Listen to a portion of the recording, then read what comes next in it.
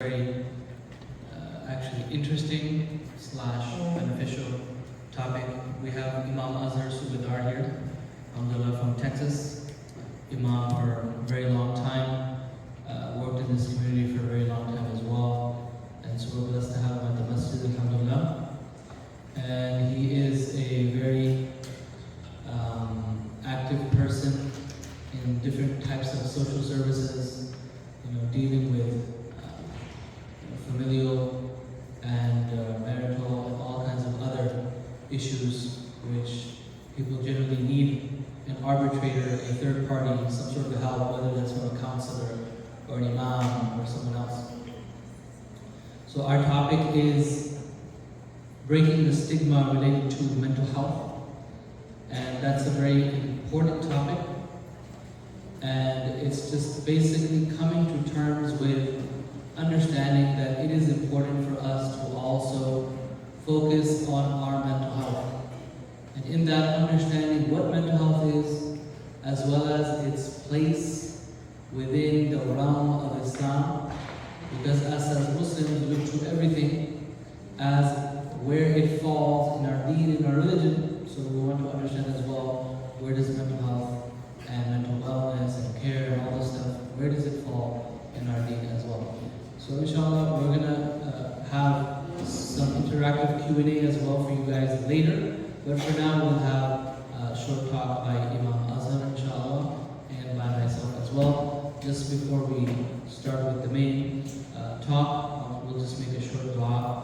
Alhamdulillah Rabbil Alameen, wa salatu wa salam ala ashrafil anbiya wal mursalin, Sayyidina Muhammadin wa ala alihi wa sahbihi ajma'in. Rabbana atina fid dunya hasanah wa fil akhirati hasanah wa qina adhaban nar. Allahumma waffirna lima tuhibbu wa tarda. اللهم اهدنا واهدنا واجعلنا سببا لمن اهتدى ولا تجعلنا سببا لمن ضل وغوى سبحان ربك رب العزة عما يصفون وسلام على المرسلين والحمد لله. And I'd like to ask Imam Azhar now, inshallah, to please address us. Jazakallah khair, Imam. Assalamu alaikum wa rahmatullahi wa barakatuh. Assalamu alaikum, everyone. I understand that the Heat didn't get to the playoffs, but the Panthers are there, right? You guys should be excited. You should be excited to be represented, alhamdulillah, at a national level, mashallah. As a believer, we should always find things to keep us happy, is my point. As a believer, we should always reflect on something to remind us of positivity and to be an optimistic individual and not a pessimist. Because when we go down the path of negativity, it weighs us down physically, spiritually, and mentally, and ultimately we end up disliking life and hoping for it to end.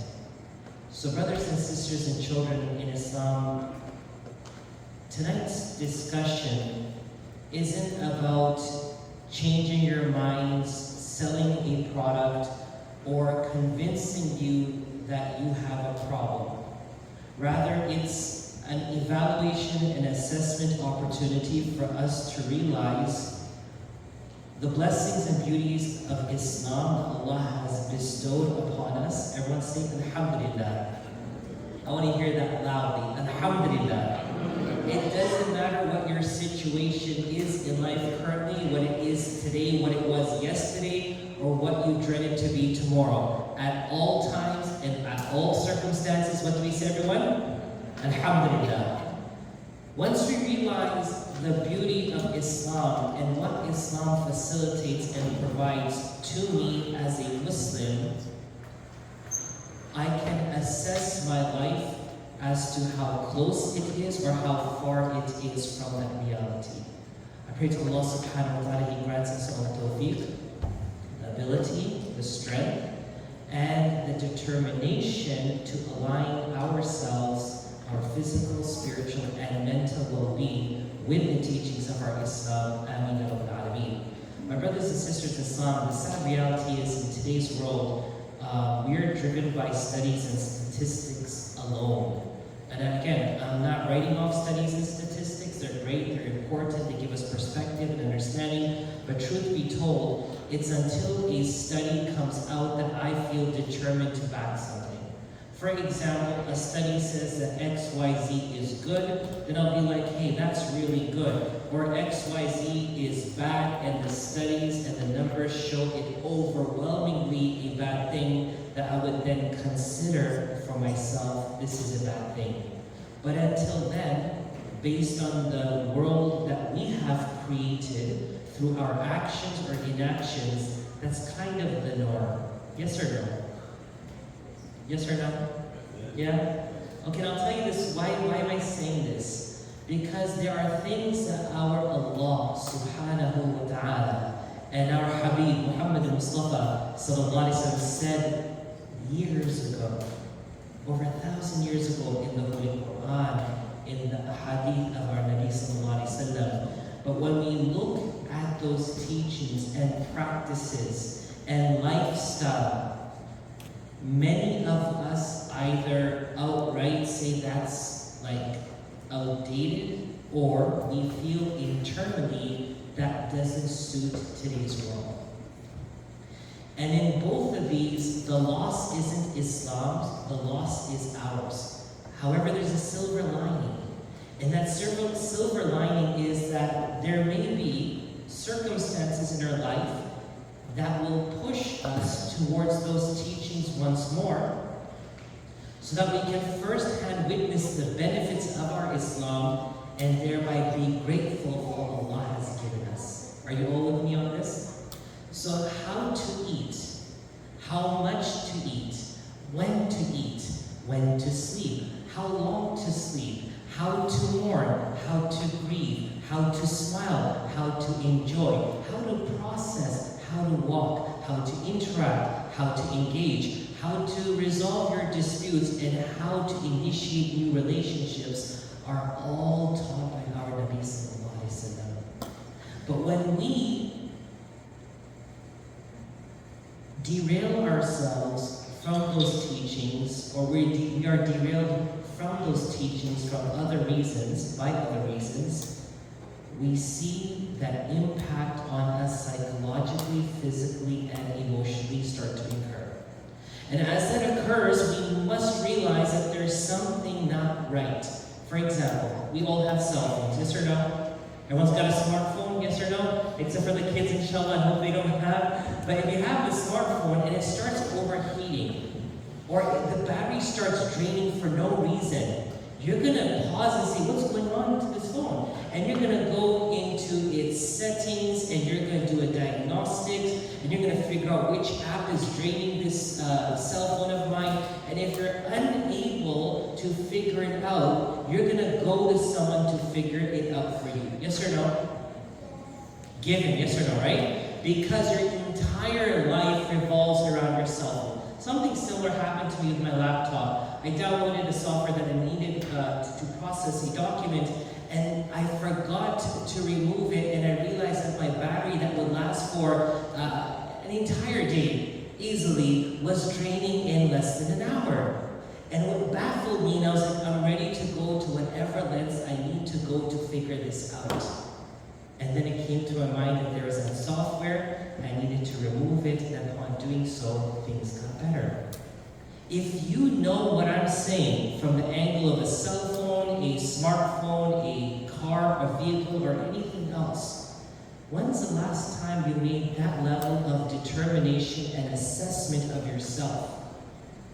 We see our health isn't in the same position that it once was. What do we say? We're aging, it's part of aging, okay? Our mental health is not the same as it once used to be. We used to be clear in our understanding, our determination. We knew what we wanted, we were determined to get it, and now we give up easily. Forget it, I don't want it. We used to have sabr, patience, reliance. We used to have humility, and now we're snapping on every single person. We're shouting on our kids. We are fighting on the streets. But rarely does anyone who sees this 180 stop and say, I need to make the same effort for myself as I'm making for my device. We blame it on age, we blame it on the situations, we blame it on circumstances, or we just blame it on society. Well, that's how the world is, and you just have to live through the world. Brothers and sisters, from the drawing board forward, realize that your life is a gift from? Your life is a gift from Allah. The time allocated to you in life has been determined by? This body given to you belongs to? And the command to take care of it has been given by? It doesn't matter if you want to or you don't want to. You have a moral, spiritual, religious obligation to take care of your body. Someone's life may be written till the age 78 or 140. There's a video I just saw recently, someone sent to me, of a lady who's 140 years old, she claims, and she talks about a natural life where we typically are flooding ourselves with supplements and pills and procedures to keep ourselves looking young, but we can't stop being old. Brothers and sisters, how can I, the question tonight is this, how can I maximize the benefit from those 78 years? If Allah's written 78, how can I till my last breath enjoy this life and make the best of this life and to gain the most from this life? This should be the mindset of a believer. When you purchase tires for your car, one of the factors, yes, is the price tag, but it's also the life expectancy of the tire. Yes or no? For me, I love my Michelin Defenders. They say 75,000 miles. I'm going to go with it. But then I'm going to keep on checking on it. Are you giving me my 75,000 or not? Okay, 60 will be fine. I'll settle with 60. But I'm not going to settle with 25 because you said 75.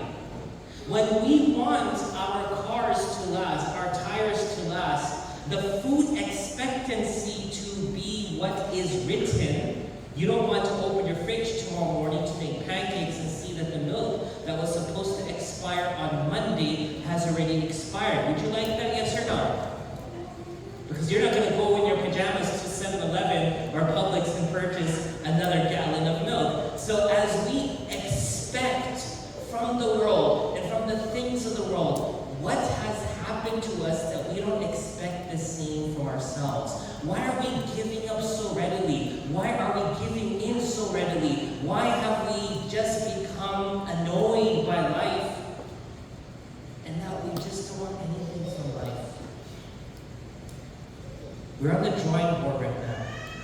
The Prophet Muhammad said that if you're out to plant a tree, and the trumpet for the day of judgment commences. I want you to picture this. Israfil alayhi salam is holding the trumpet with his lungs, however Allah has made it, full. He is ready. And he's got that trumpet in his mouth. And he's waiting for Allah to signal that he can blow this trumpet. Okay, this is from the beginning of time. And you are going outside to the corner of the masjid to plant a tree. And you start to hear this sweet whistle that turns into a persistent sound that only intensifies like a train and a jet and a roaring sound that will rip open this earth. May Allah not allow us to be alive at that time. Say Ameen. Loudly, Ameen. Because the day of judgment will occur on the worst of people. We don't want to be there. Do you want to be there, anyone?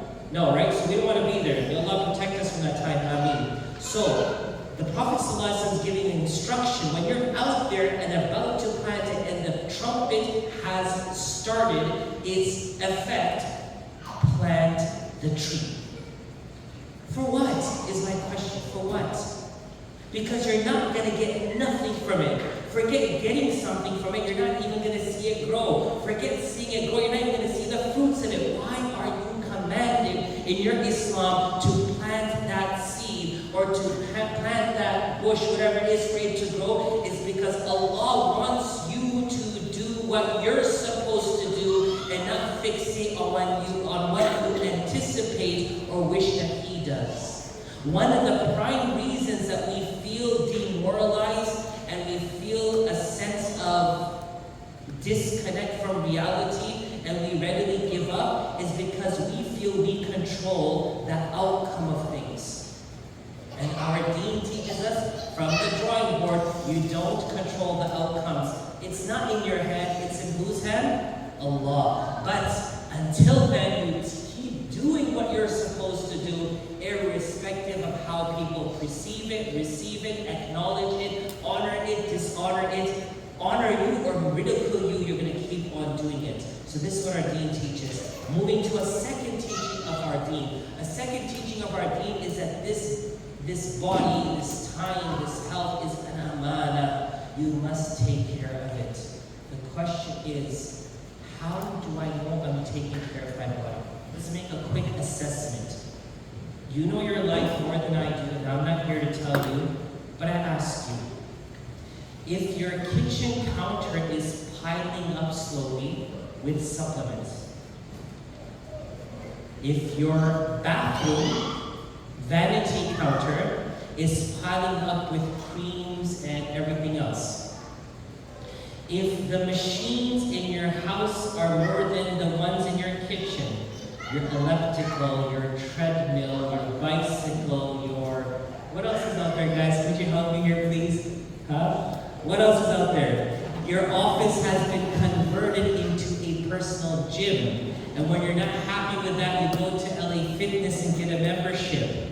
If you are fixated on the body look and the body's outer appearance, forgetting that it's not that outer that I control, it's the inner I control, then you're the one who needs the most help. After you is the person who's not even thinking about anything. Why so? Because brothers and sisters, if you ever did this experiment, and I'm not asking you to do this, but if this were to happen, that you left an egg outside on the counter and forgot to cook it or use it for a cake or something. That egg is beautiful outside, yes? Yes or no? It's white or it's brown, it's beautiful, soft, and it's smooth. Yes or no? You know what's going to start happening to that egg? A smell will start coming from it. The outside looks okay so far, but a smell is emitting from it. And then the colors will start changing on it. What you can do is wash it. Yes? What you can do is spray some Febreze on it. Okay? And guess what? Will you have stopped the process of deterioration? Yes or no? No. It's going to get worse.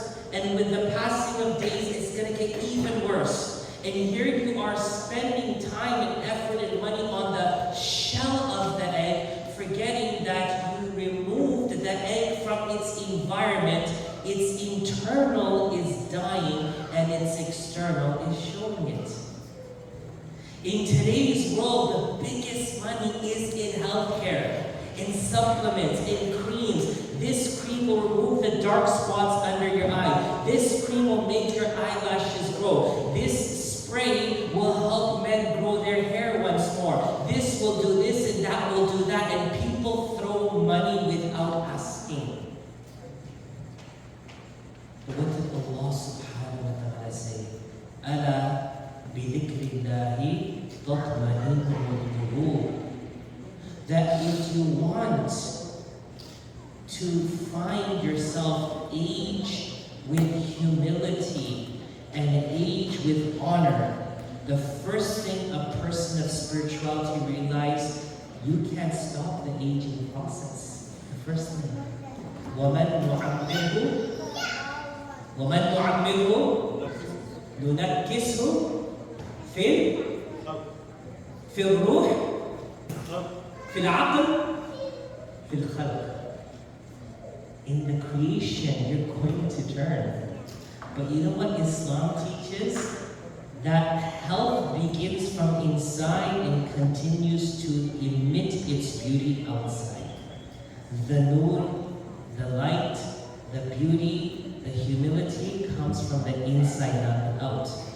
So brothers and sisters, those who feel they can ignore the internal and fixate on the external are desperately in need of help. Number 2, those who don't fixate on either and don't care about anything, and they feel that life is not worth living, also need help.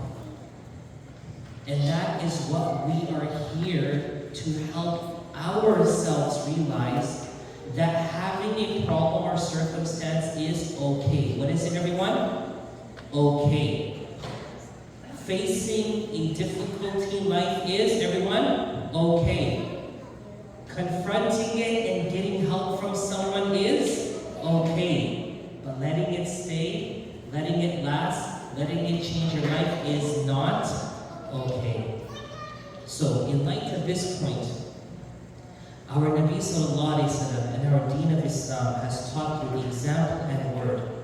And when someone passes away, you cry, you mourn, you pray to Allah. But then there comes a time that you pick up and you start living your life. How many days do we mourn the loss of someone, everyone? How many days?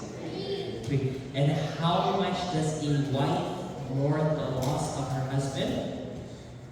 How much? 40, 30? 4 months and 10 days. SubhanAllah, do you know that your religion teaches you process of mental trauma? How to process your mental trauma, your deen teaches you. How to address your physical ailments, your deen teaches you. There's something called Tibb Nabawi, the medicines of the Prophet Sallallahu Alaihi Wasallam. Ibn Sina's work incorporates that. But today, WebMD is the one we look at before what our Prophet Sallallahu Alaihi Wasallam said. Last but not least, situations. And this authenticates how much we must appreciate Islam. There was a boycott of the Muslims in Mecca. Could someone tell me how long that lasted? 3 years. 3 years. In this boycott, the Muslims and the non-Muslims who supported the Muslims from their tribe were not allowed to do business, to interact, to marry, to get goods from anyone inside or outside. They were in a valley. The mental trauma that they went through is unprecedented. The mental trauma they experienced is what, everyone? Unprecedented. And this was not just the Prophet ﷺ, this was the people. Because I want you to understand our Prophet ﷺ. أُوذِيتُ فِي اللَّهِ وَمَا يُؤْذَى أَحَدٌ وَأُخِفْتُ فِي اللَّهِ وَمَا يُخَافُ أَحَدٌ. I've been inflicted with pain for Allah and no one has faced that pain. In the name of Allah, our Nabi Muhammad, everyone what? Sallallahu alayhi wasallam was given pain and he was tortured, the likes no one before him faced. And he was faced with fear and threats, the likes no one else ever faced. But this was the Sahaba, this was the Sahabiyat, these were the kids with Rasulullah for how many years? 3 years. I ask you, how was it possible for them to actually endure 3 years of humiliation and boycott, no food, no water? How was it for them to actually get out and live their lives again? How was it for them to actually move on to Medina and build a city for the world to see? It was because Allah, when He gives you the strength, no one can take it from you. But if you don't allow Allah to give you the strength, no one can give it to you.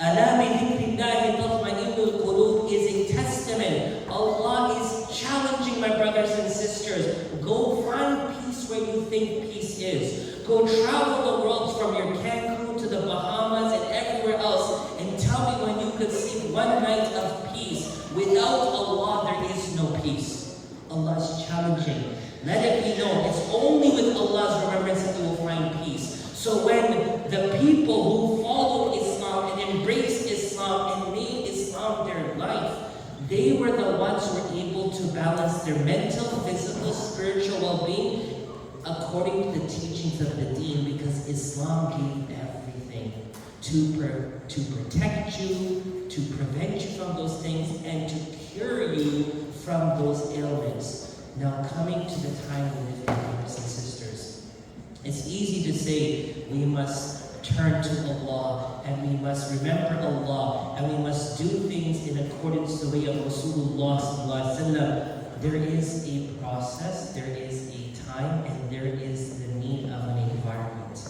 And that's exactly why we have the masajid. And that's exactly why we have the imams. People who can help guide us to that life. Those who can align us to that lifestyle. We should be grateful for their presence. Number 2 is we should be grateful for each other, and we should become that asset one to another. A Muslim always cares about another brother and sister. A Muslim is never selfish. A Muslim is never self-centered. A Muslim doesn't look at his or her gain on the back of everyone's loss. So when we become that ummah once more and we take care of each other, we will be able to help one another through their predicaments. Why is it in our deen that Allah is with the person so long a person is with their Muslim? Why is this in our deen? Allah is with you so long you're taking care of your Muslim brother or sister. Why? Because this is so instrumental in helping the ummah heal, process, and get beyond their trauma. So be thankful for these settings. Be thankful for the imams. Work on making yourselves such that we are thankful for each other. And the third there, as I said, I went to the drawing board of Islam to come towards where we are today. Brothers and sisters, I'm going to touch on one point and I'll wrap up with this. How do I know I'm suffering from a mental health predicament?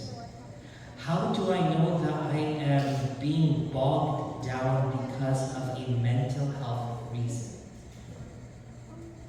I'll give you a simple example. I can't differentiate between sadness and depression. I can't. I'm not an expert, I don't know.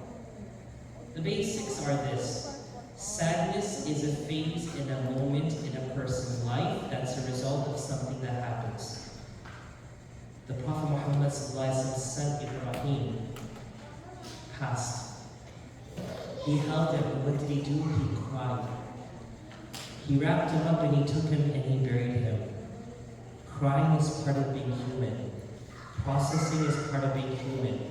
Fixating on it for the rest of your life is not the teachings of our deen. There are people here who've gone through divorces, who are going through rough relationships, who have problems with their children, who have problems with their parents, who've lost a loved one or who may lose a loved one. We all face circumstances throughout life. Sadness is the initial jolt of acknowledging and accepting the situation. I have lost someone, or I have lost my relationship, or I lost my job, or I lost my parents. That's the initial jolt, is sadness. And our deen told us we can be sad. If Rasulullah cried, you can cry also, men and sisters. If the Prophet ﷺ needed the company of his friends and his companions to help him through this, you too need people. You're not a man if you can process this alone at home without shedding a tear. That's not being a man, that's being bad to this amana that Allah has given. Depression, however, is something that lingers for days and weeks and months, putting you in a state of initial trauma without realizing why it started and when it will end. And that is why in our deen, you will mourn the loss for 3 days and move on. A wife will mourn for 4 months, 10 days and move on. You also have to prepare for your death. You also have to prepare for your akhirah. But my question now is this. If we are the ummah of Rasulullah and we're supposed to prepare for Jannah, and we're supposed to teach the world to prepare for Jannah, if we can't get through our predicaments, how are we going to help the world get through theirs? We have Allah. We make sajda to Allah. We cry before Allah. What for the people who wait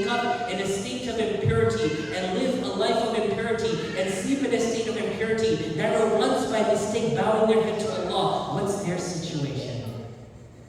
So brothers and sisters, from a spiritual perspective, what I've learned is our deen has so many tools and instruments that can help us through our situations and thereby allow us to help others. But until we're able to get that in its perfect form, mental health today in our world is a huge problem. And the reason that it's a huge problem is our role in society that we have contributed towards has separated physical well-being, mental well-being, and spiritual well-being. And as the churches and the synagogues and mosques become empty, and as the gyms are full, and as the places of mental healing are kind of full, you see what's happened is that we have dissected something that's supposed to be together into 3 parts. And you don't have much time in the day to focus on all 3, do you? I passed by LA Fitness on the way to the airport Monday morning to come here, and the LA Fitness was full. I'm telling you, full. Tahajjud time. How many Muslims wake up for tahajjud at that time? And how many Muslims or non-Muslims were in LA Fitness that morning? From yoga to Pilates or to swimming or to weights. What's going on? Focus on your body, but your brain will deteriorate. Focus on your mind, your soul will deteriorate. Islam has given us a holistic approach. But as I said, until we reach that holistic approach, we must use the tools at hand to come back to it. And that is why mental health experts are instrumental in helping us. Is everyone with me on this?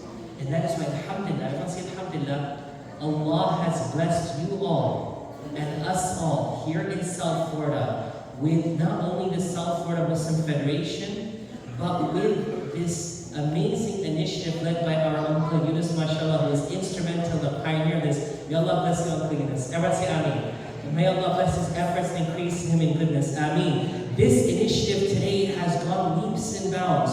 MashaAllah, not only are we having mental health counseling services provided to our community from the Muslims who understand Islam and understand the culture. We're having these awareness events. We're having these podcasts are launching. And then alhamdulillah, we have our scholars and others who are there to help us through these times.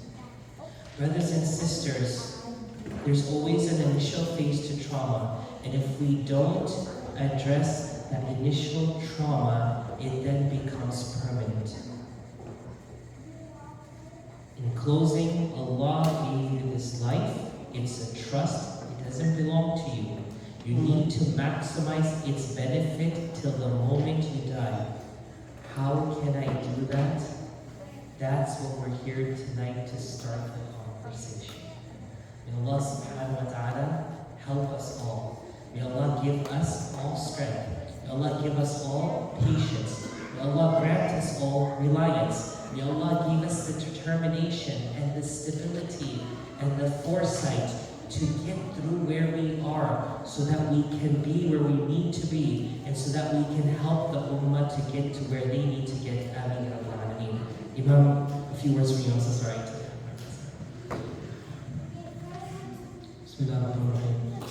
So, just kind of brief summary in connection to what Imam Azhar is mentioning. Extremely important points. For example, some of the things that he mentioned regarding to the modern state or contemporary state and condition of us people in related to how we regulate our mental health and how things have differed from the past. Right? Now, would you say that perhaps they didn't talk about mental health because they didn't have the scientific research or they didn't know? Not necessarily the case. Perhaps they didn't have the depth that we have today, but they understood that this was something. And there's enough evidence for that. But it is true. Some of the things that he mentioned, for example, tolerance. That if one thing goes wrong or something just doesn't go the way I want it to be, we're not as strong and people of tolerance as human beings used to be at one point. People who used to bear. Right? And partially that's because when things become so easy, I remember someone saying, we're the ummah button, you get what you want. You want food, you want this, you want that, you do anything, you press a button. And he was talking about his kids because he says, I come home and my kids say I'm stressed out. And I say to them, did you go to work? Did you do this? Did you do that? Why are you stressed out? Right? But it is something to think about, which is that our tolerance and all these things, all these things have changed. Nevertheless, something important to understand because we're Muslim, and the first thing we want to do is we want to take anything we learn about life or in life and take it and measure it on the scale of religion. Where does mental health fall on the scale? What is the place of mental health in Islam? And obviously Imam has urged and positively and explained, so I'm only going to just establish what he mentioned. He already gave you the courage, he already gave you the guidance to go seek help each other, right? But how do we know that this is something we need to care for? In the seerah of Rasulullah sallallahu alaihi wasallam, every year of his life has a name. One of the books of seerah mentions a name for every year. What's one of the year's names that we all know? Aam al-Huzn. What does Aam al-Huzn mean? Year of sorrow, of grief. It's also the year of Ta'if, which is a political expedition or whatever. You name it the year of Ta'if. It's also, according to some other difference of opinion, the year of Mi'raj, the year of the Ascension. But the scholars didn't name it the year of Mi'raj. They named it the year of Huzr, the year of sorrow, the year of grief. The Messenger of Allah sallallahu alaihi wasallam. Why is it important? Because everything sacred and sanctified, we pointed to the prophets, we pointed to the Anbiya, which is why I'm going to take you through the Anbiya to understand that emotions are a real thing. Emotions are a real thing. And why talk about emotions? I can talk to you about the psyche, also discussion in psychology. I can talk to you about behavior. But why emotions? Because emotions is one of the most difficult discussions that even scientists have, trying to understand a link between the body. Where do emotions come from? Those who are more biologically driven and want to explain through the changes in levels of chemicals, etc. But even then, the link. But why did it link to that emotion? It's something very subjective. Psychologists, it's not Islamic research, it's psychological research. It's something very interesting about the human, and that's why I consider it the epitome of the human experience, emotions. What it means to be human. And one of the scholars has written a book on Bashariyatul Anbiya, the humanness of the prophets. Because Allah Azza wa Jal, to teach us how to be human, and this is why Islam what is Islam? It gives us the ability to maximize our potential to have the best human experience, to safeguard humanity. This is why from the maqasid of deen, the purposes of the deen, 5 which scholars say, one of them is taking care of the aql, the mind. One of them is taking care of the mind. So emotions, Allah Azza wa Jalla described the Prophet ﷺ. He said, قَدْ نَعْلَمُ أَنَّهُ لَيَحْزُنُكَ الَّذِي يَقُولُونَ. We know that what the kuffar and the disbelievers are saying to you, it's making you sad. A prophet is getting affected by what people are saying. He sees Jibreel. He knows he's on the right side. The Anbiya alayhi salatu wasalam, they were tested. Allah Azza wa Jalla says about حَتَّى إِذَا اسْتَيْأَسَ الرُّسُلُ. They were tested to the degree that it is almost as if they lost hope. The Anbiya see what you and I don't see. It's pretty easy then for you and I to become sad. So this is why denying emotions or denying mental health in reality, it's an issue actually a person may have with Aqidah, the faith. Why? Because in our Aqidah, we believe in all things which are real. If you have a cut, and if you disbelieve that you have a cut, and you say, I don't need a band-aid, you have a much bigger problem. There's a bigger problem there. You're going to go to the doctor, you're not going to deny it. The same way with the empirical evidence which Islam knows how to utilize. Studying the world, Islam knows how to utilize it. Islam encourages us to help each other in these needs of our mental health and wellness.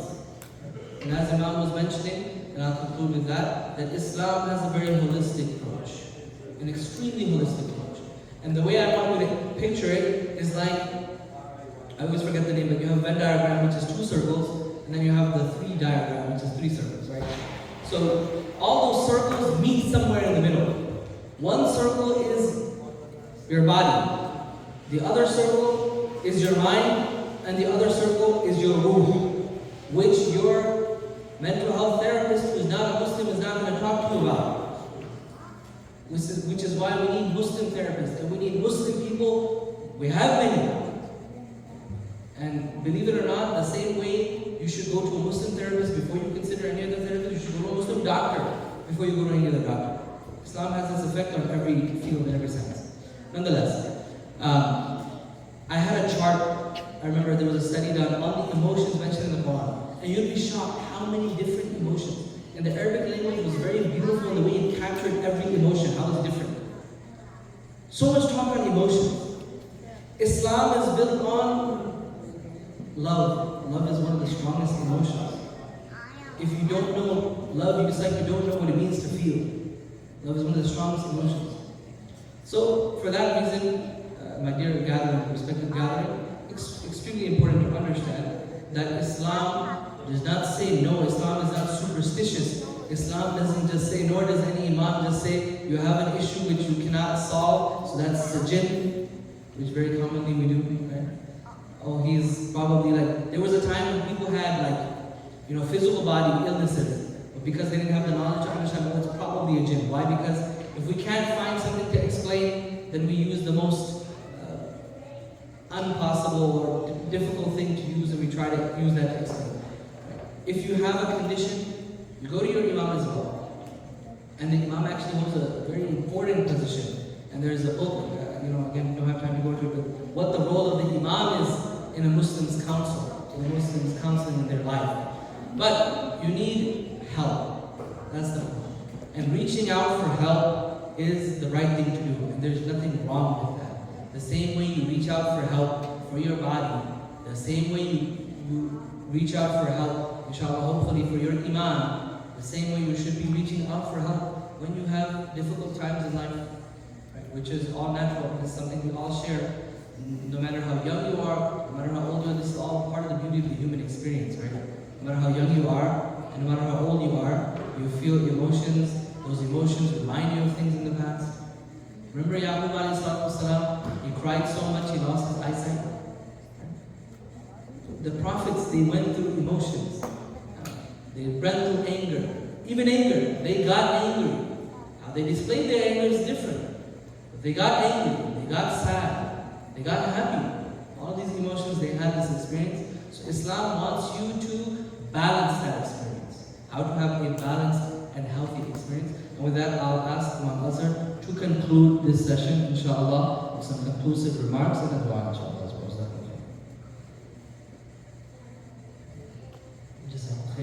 So again, brothers and sisters, the goal tonight was to start a discussion, not to end a conversation. The goal tonight was to understand that being susceptible to problems and emotions and facing difficulties is fine in life.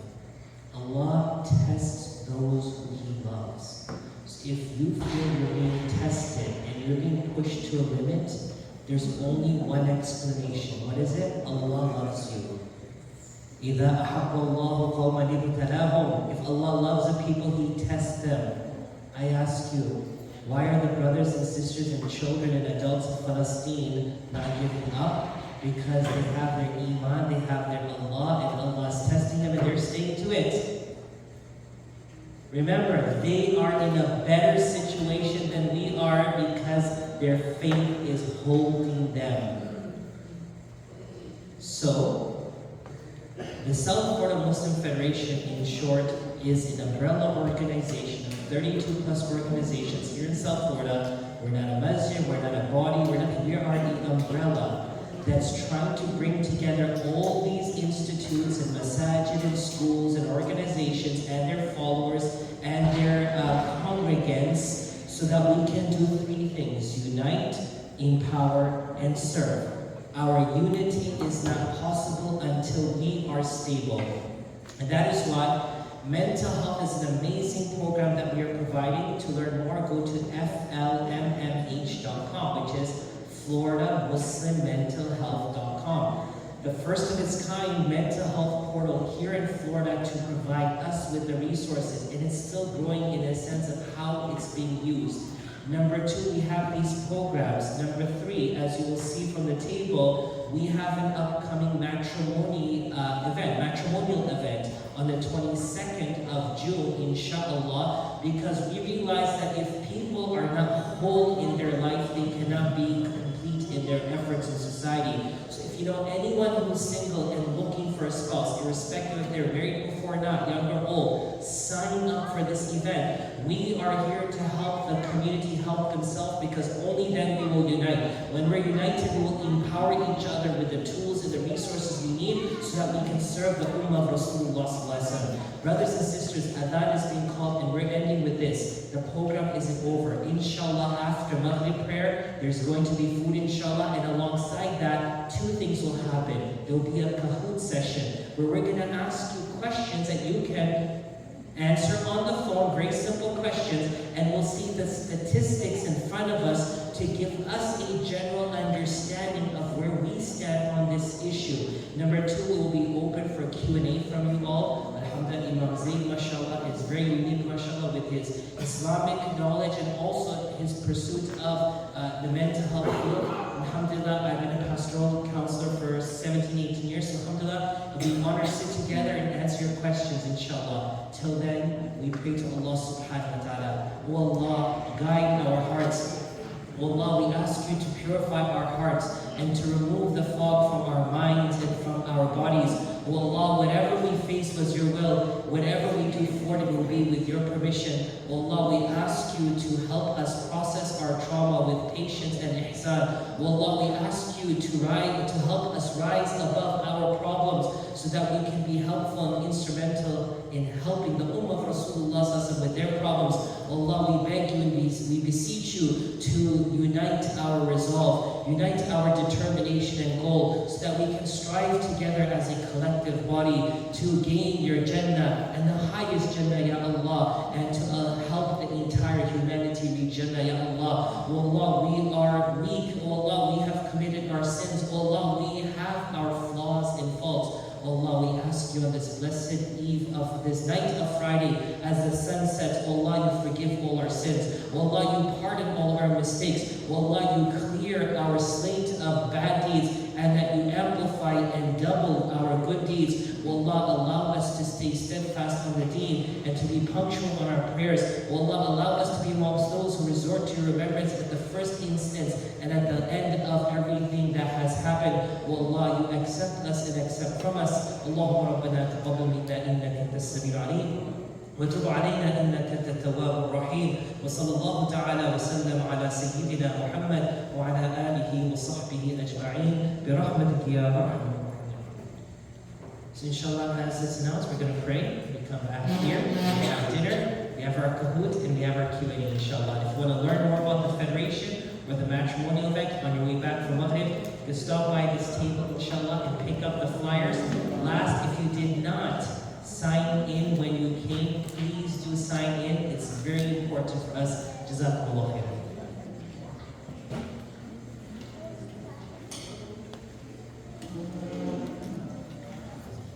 Okay, guys, so no, this is going to be very easy. Bismillah. Okay, and anyone who hasn't joined can join, inshallah, as we're going. Alhamdulillah. Bismillah. Okay, it's time for a Kahoot, everyone. The topic that we're trying to address as we were tonight was about breaking silence on mental health, and here we go. We got 30 seconds for each question. The first of 8 questions. Today's discussion was very informative. Do you agree or disagree? Number 1 means you don't agree, and number 5 means you agree. Anywhere in between, take your time and post your answer. Bismillah.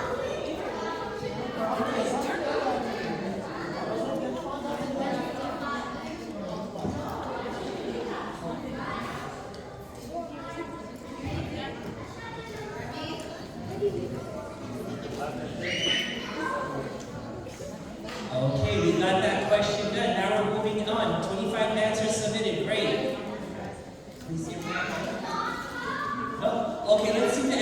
here, bismillah. So, based on that, alhamdulillah, we have, mashallah, we have 56% believed this was informative. The average is 4.2%, or 4.5% basically is agreement on that. Alhamdulillah, that's great. Jazakumullah khair to everyone for their honesty and for their vote. Let's move on to the next one, mashallah. Okay, the next question is coming in. Were the topics covered today relevant and helpful to you and your family? What you heard today, did this help you?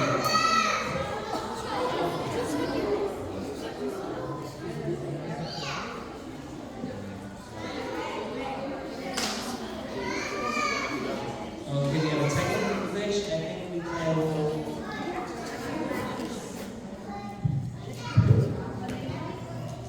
Uncle Eunice? Uncle Eunice in the back?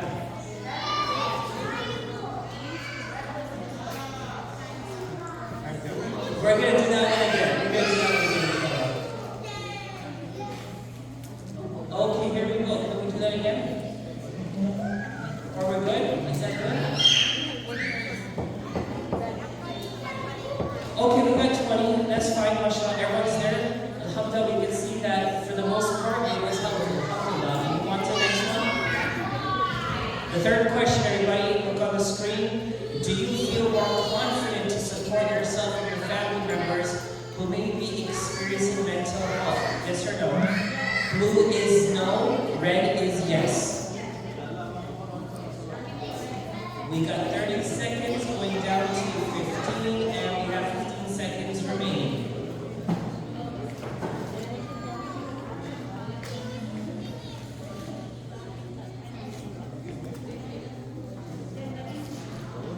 We're almost there, mashallah. We got 26 answers, and we're done with this question. So, alhamdulillah, 81% say that they feel more confident. Brothers and sisters, remember one thing, we may not become experts in this field, but we should have adequate knowledge to understand the significance and importance of mental health and to be empathetic towards those who may have mental health needs. MashaAllah. Next question, alhamdulillah. Let's go on to the next one. Number 4, we're halfway through. Do you consider mental health to be a priority in your life? Yes or no? Very simple. Red is yes, blue is no. Answers are coming in. Alhamdulillah, we got 17 answers, 21 answers. We are almost there. We have 15 seconds remaining. We got 23 answers. Alhamdulillah.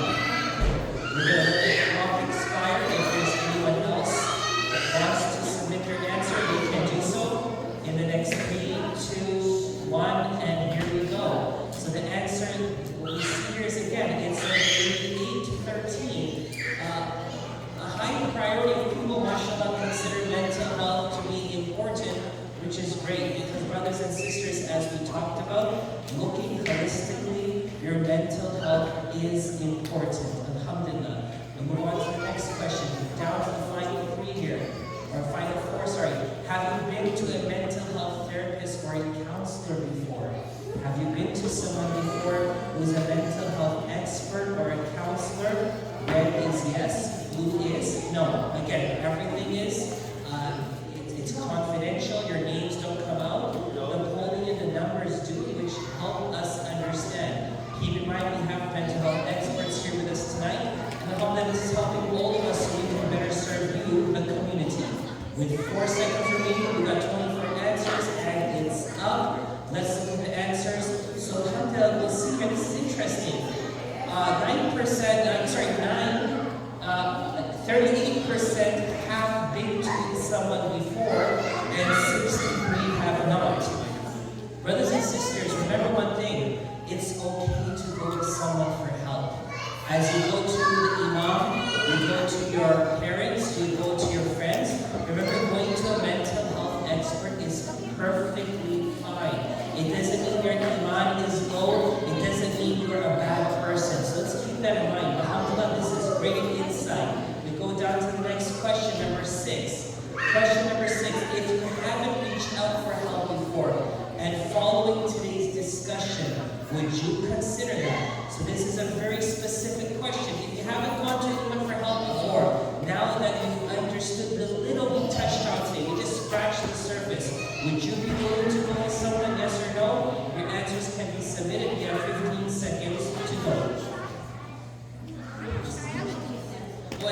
last question, mashallah. This is the last question. Alhamdulillah. 5 seconds, and we are done. Alhamdulillah. Let's look at the answer here. So, mashallah, mashallah. Takbir. This is a testament that all we need is a bit of direction and a push in the right direction. 86% consider this as an option. This is huge. This is amazing, mashallah. Alhamdulillah, we see that a great segment of those who joined the poll tonight would consider going to someone for help. And may Allah help us all, ameen. So that's Sister Nuha, what's next? So, at this moment, who do you go to? This is a very touchy issue because it's about trust. And if you go to the wrong people, you may lose trust in this system altogether. And so for those who have children, please listen to me carefully. If your children are not interested in speaking to you, or they're not open to speaking to you, chances are they go to the school counselor, or they go to a friend. And I'm not trying to put anyone down, but there's two things here. A child of the same age cannot help a child. A 14-year-old cannot advise a 14-year-old. Are you all with me on this? Number two, the school counselors are not educated on the culture and religion of your children and of yourself. So when it comes to issues pertaining to habits and lifestyles, because there's kids here, I'm not going to go into that, habits and lifestyle that are okay in America, but go against our values as Muslims can become detrimental to your children's life. We're not here to say they're bad. We're here to say they're good counselors in school for what they do, but as Muslims, we should have our own counselors. Yes or no?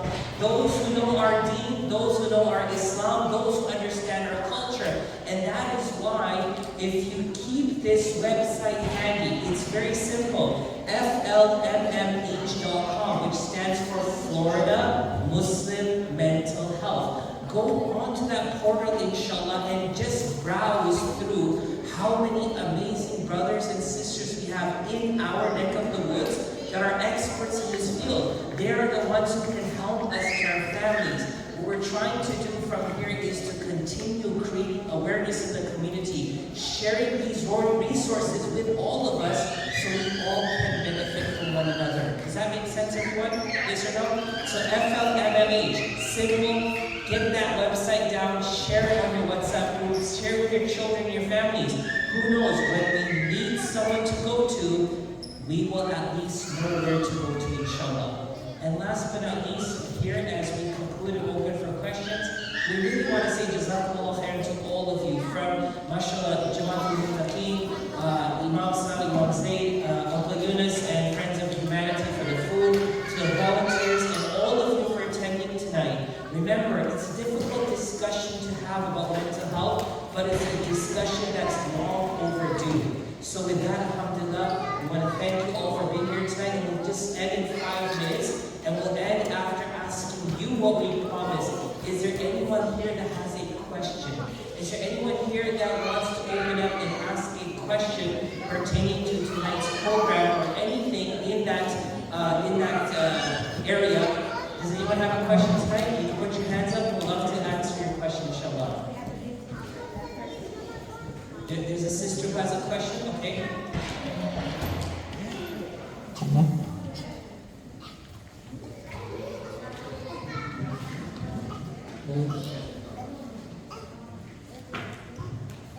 Assalamu alaikum warahmatullahi wabarakatuh. I just want, on behalf of Jamaatul Muttaqeen and Jamaatul Muttaqeen family, I want to extend our sincerest appreciation to the organizers of this event.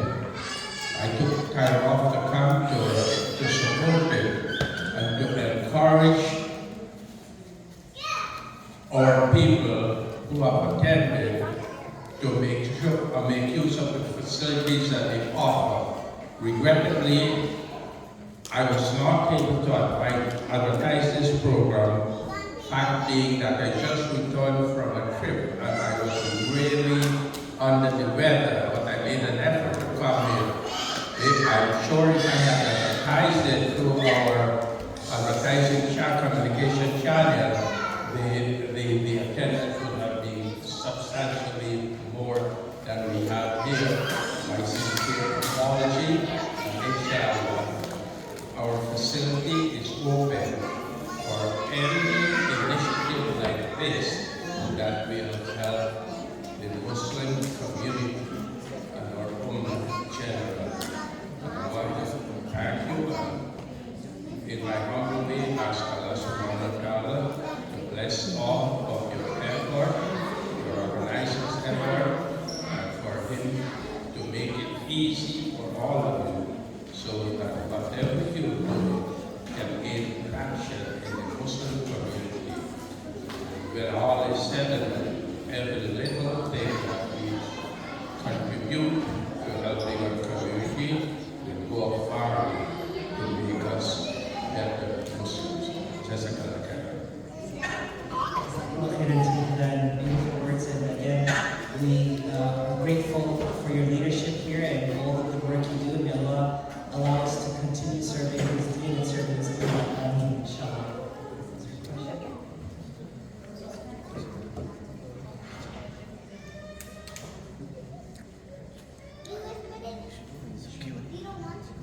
So, alhamdulillah, before I hand over to Imam Saad. So there's a question that came in, and it's a very important question because we need to highlight our wins and we need to shed light on our failures because that's the only way we're going to make this work. So the sister had a question and she wants to remain unanimous here, is that she did reach out to some of the therapists here and she couldn't get a response. And believe me, we just had a meeting on this yesterday and the day before yesterday. I'll tell you one thing. What is the South Florida Muslim Federation planning to do here?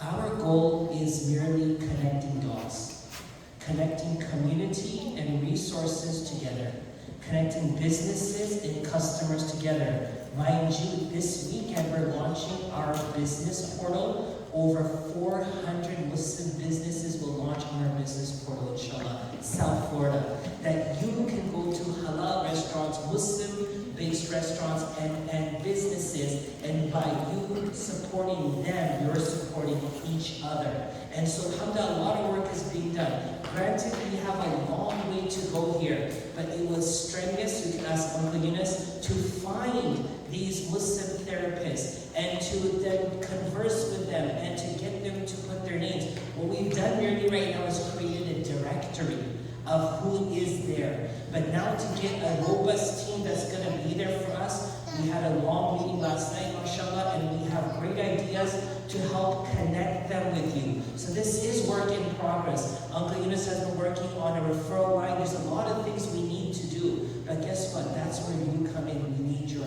help. What kind of help do we need from you? If you're a mental health provider, we have one here tonight, mashallah, there may be others. Just connect with us because we want to highlight your services to the community that needs your services. So what we're doing is networking. What we're doing is connecting the dots. And when we do that, we build a beautiful picture together. In this room are those who have expertise and provide services that fall under health or business or restaurant or anything else. When we come together and put those services together, imagine how this ummah shines. I want to say this once more. I said it in Juma and Leslie son. You don't know how lucky you all are, mashallah. Your children know, as you know, that Eid was off this year. Yes or no? Schools were closed this year in South Florida. Not in Orlando, not in Tampa, in South Florida. You know why that happened? Mashallah, because of our effort under the Federation. As one body, we went to these counties, not me, the teams went to this county, and they worked with Broward, Miami-Dade, and Palm Beach, that there's over 100,000 Muslims in this area, and that's our religious holiday. We want to make sure there's no tests, no exams, and it's not written against our children. Not only did they accept that, they took the bar up. Eid is a day off. Schools closed. Go celebrate. And if you're not a Muslim, go to your Muslim friend's house and celebrate. This is called collective achievement and accomplishment. Takbir. And this only happens happens when we work together. We have a lot of things that we need to fix. There's a lot of things we still have to do. We're still in the infancy years of the Federation. It only started in 2017 and is only taking off now. So all I'm going to ask you is come to us with your concerns. Come to us with what you can offer. Sister Noha is, mashallah, our operation manager. Brother Samir here, mashallah, is the president of the Federation. I'm the development director of the Federation. We have other staff members and so many teams and volunteers working. Be a part of this, inshallah, because this has changed. Uncle Yunus, as I told you before, pioneer of this program, our first program, Mental Health. All this you see, mashallah, courtesy of his efforts. The website, the domain, compiling people, this is what we call teamwork.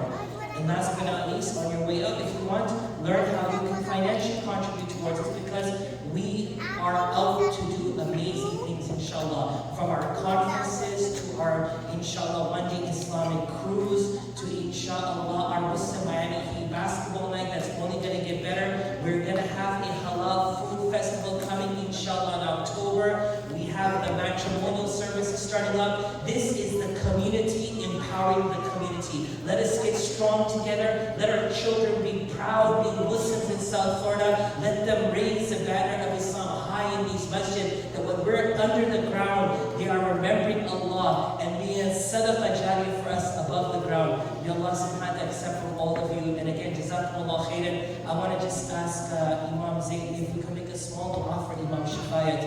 As you know, Imam Shafayat is like my teacher and mentor, and he is an amazing soul. He had a stroke this morning. He is stable right now, alhamdulillah, in the hospital. We pray to Allah that he has shifa. Ameen. We have a question before that, inshallah. Sorry.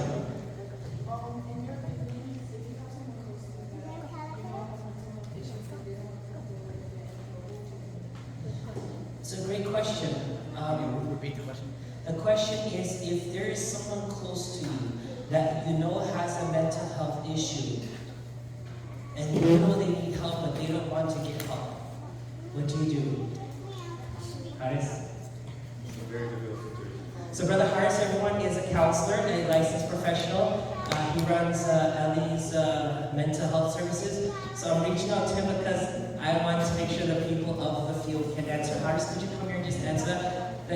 He's a doctor, mashallah, and alhamdulillah, an amazing soul, amazing therapist working in Ali. So please, inshallah. Assalamualaikum. So, the biggest issue with mental health is that half the people that have the condition don't realize they have the condition. Other half that have are too shy or don't want to seek help. They refuse to admit that they have the condition. So that's a challenge. So what you have to do is you have to break down the stigma.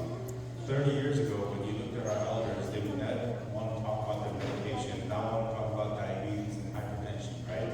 But now, they talk about, hey, I'm taking this blood pressure medicine, I'm taking this insulin.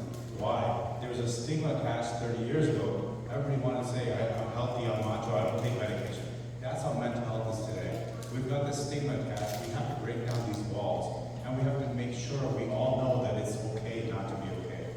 So that's the first thing, accepting that and supporting them, providing that support. And you just have to be very strategic and persistent. If you care about these people, you have to continuously provide that support and show that you will be there for them. That's what I would definitely say. Anything you want to add, Sister? So I would just add that let them know about the resource that we showed you all. It's anonymous. That's a directory. It has Muslim mental health professionals all throughout Florida, like Brother Harris, and there's about 40 others. And let them know about this. They don't have to tell anyone, right? They can look through that. What services are available, what resources are available, what counselors are there, who are they, their bios, the websites are listed. And then that maybe that's the first step. To really see, like, and then if they want to take that next step, they should contact them, be able to help them do so. That would be great, but it's challenging, as Har said, and it's all confidential. Like, if they do take that step, and there's no, I think it'll be publicized.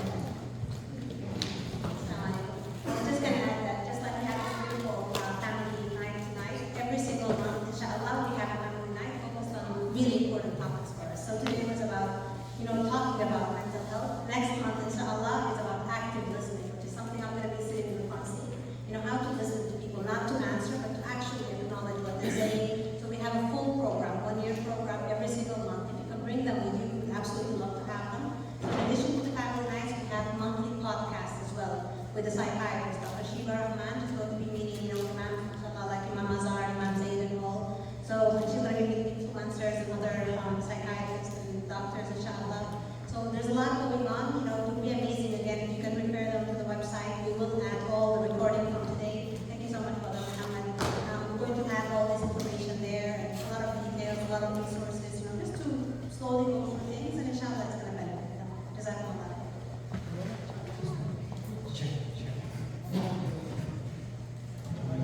that if, let's say, mental health, concerning the mental health services, if somebody doesn't want to go to the doctor, they want to go to the doctor or the counselor, would we be doing a kind of a service that we take the counselor to do that? Perfect.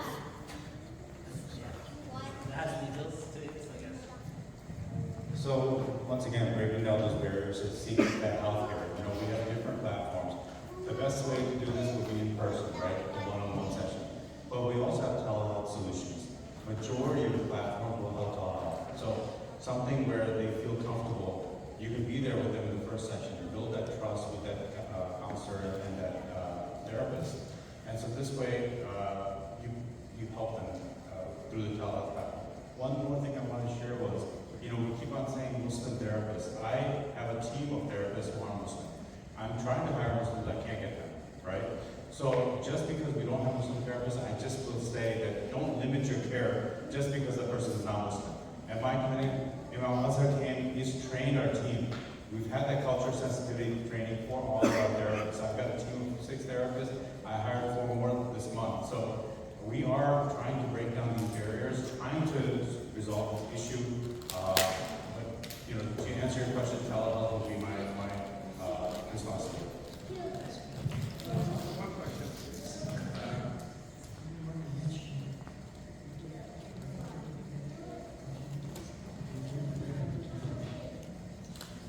One thing that Uncle Yunus was so passionate about, I don't know why he's not coming to the mic today, but we worry about our community's health. And as imams, I've been imam for 23 years now. I've heard things and seen things I wish I never have. And it doesn't just leave your mind. It's a result of us ignoring something until it gets to a point that you wish you never ignored it. Our community is like any other community, humans living in this country, aspiring for our children to grow up and get married and to be educated and to retire. We kind of have similar dreams, like the American dream. And so we also have similar problems like any given society that we reside in. Sometimes it's ignorance, sometimes it's adamant ignorance, and sometimes it may be financial. That I may not have the money to go to therapists. And I understand that because inflation is really killing us, from groceries to bills and insurance.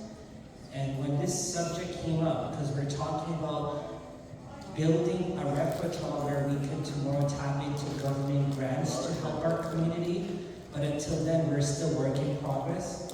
Uncle Yunus came up way before and he said, Friends of Humanity will help galvanize the funds needed to pay for someone to go to therapy if money is an issue. May Allah bless them. Everyone say Ameen. That's called service to our community because we know people are cash-strapped due to whatever it may be. So let it be known tonight that as you, sister, got 3 different answers for the same question, it gave you a holistic approach.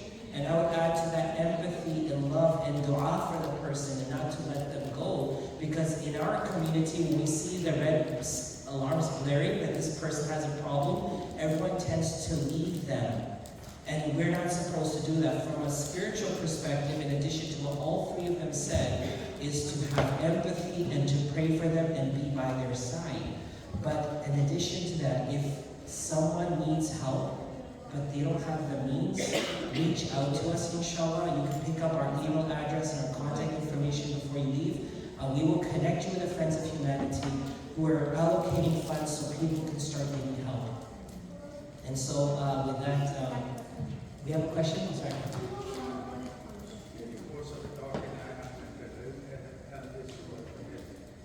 So Uncle says that in the course of talking, he forgot his question.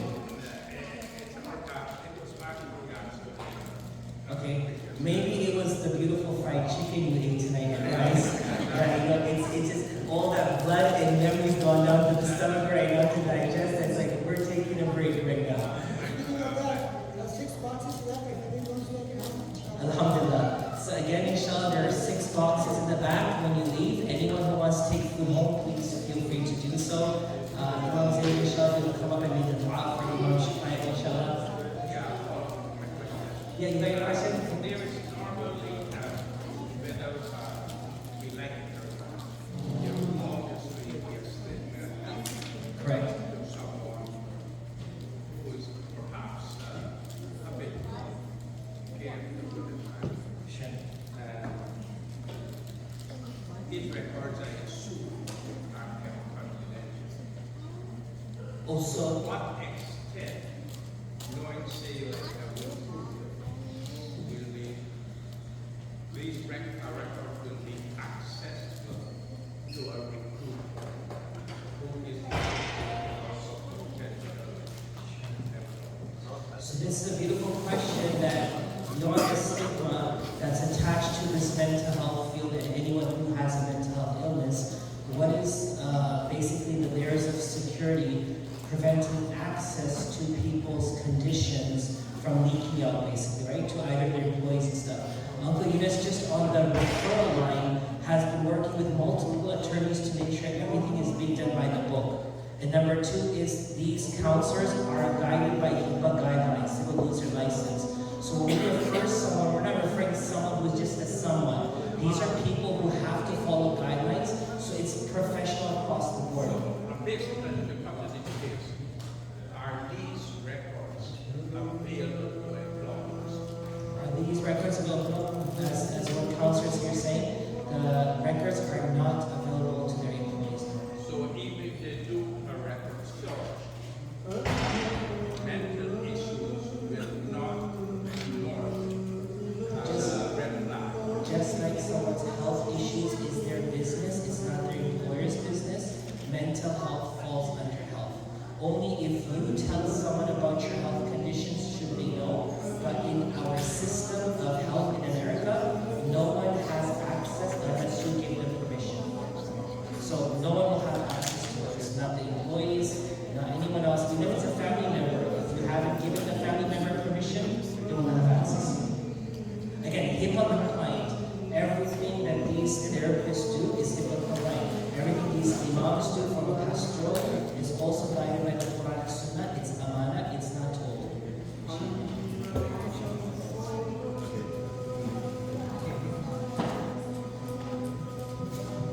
Quick dua, inshallah, before we go.